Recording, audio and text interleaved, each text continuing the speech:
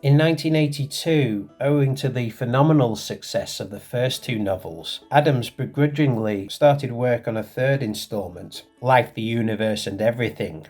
Having mined most of the material from the radio series, he was now tasked with the unique objective of crafting an original narrative from scratch. This he didn't actually do. What he actually ended up doing was using the story outline for an unused Doctor Who idea about the game of cricket being a holdover in racial memory of one of the most horrific and violent wars the galaxy had ever known.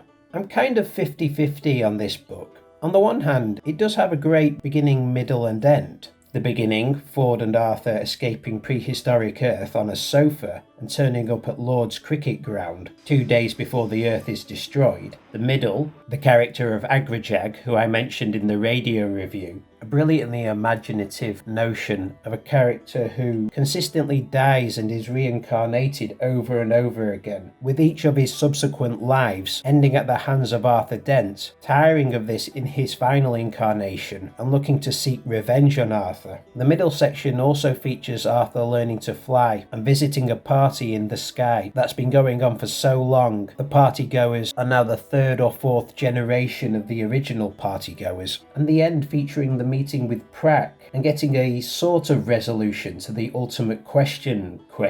The resolution being that both the ultimate question to life, the universe and everything and the answer 42 can't actually be known in the same universe, or they will cancel each other out and take the universe with it, and the teasing lead-in to the quest to find God's final message to his creation as a way of compensation. The Party in the Sky section is obviously influenced by Adams' want to satire certain showbiz parties he was getting invited to at the time, being flavour of the month in the literary world. This is Adams satirising his new showbiz lifestyle, which is always dangerous territory to get into, as you run the risk of alienating sections of your audience by wanting to poke fun at a lifestyle increasingly at odds with the average reader. This novel is Adams' difficult third album. The one's musical artists usually write about life being tough on the road. The novel also has a great pro and epilogue featuring Wowbagger, the infinitely prolonged, a character who accidentally has immortality thrust upon them and after several millennia grows weary of this state and decides to insult the universe in alphabetical order. All great stuff because it feels inherently hitchhikery. In fact, I go so far to say that these isolated elements may even be some of my favourite Hitchhikers concepts. So what doesn't work about the novel for me? Well, in a nutshell, the story, or rather the fact that it has a story at all. As I mentioned, the story was a rejected Doctor Who idea. It might have actually been a Doctor Who film at one point. It was rejected by the current production staff as being too silly an idea for Doctor Who. The unfortunate thing is that it's not quite a silly enough idea for Hitchhikers. If you have any desire to read Adams' original treatment for the Cricketman idea, it's been published as an appendices in both Neil Gaiman's bio of Adams and James Goss's novelisation of the Adams treatment. An interesting read in and of itself, as it's essentially a novel which uses exactly the same plot and in some cases a lot of the same dialogue from Life, the Universe and Everything. For me, this is the most frustrating of all the Hitchhikers novels. Yes, it contains some sublime passages and some of the best guide entries of the series. If only Adams could have come up with a better way of linking these passages together rather than simply rehashing a rejected Doctor Who idea. I don't know, maybe by harvesting more of the secondary phase, who knows? Then this could have been his crowning glory. When it feels like a Hitchhiker's novel, it fires on all cylinders. When it tries to be Doctor Who, it just feels a little bit dull.